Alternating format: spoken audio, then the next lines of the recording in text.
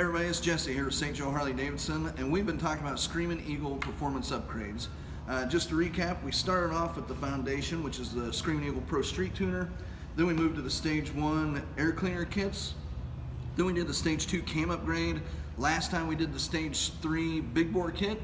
Today we're going to talk about the monster of them all, the Stage 4 big bore kit. Now the Stage 4 and 3 have some parts that are the same, like the high compression 11:1 ratio Screamin Eagle piston.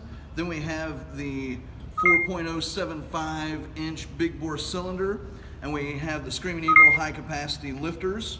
Now the things that are different is, one, the cam. We got a monster 515 cam here. Then we've got the CNC ported Screamin Eagle heads with performance valve springs.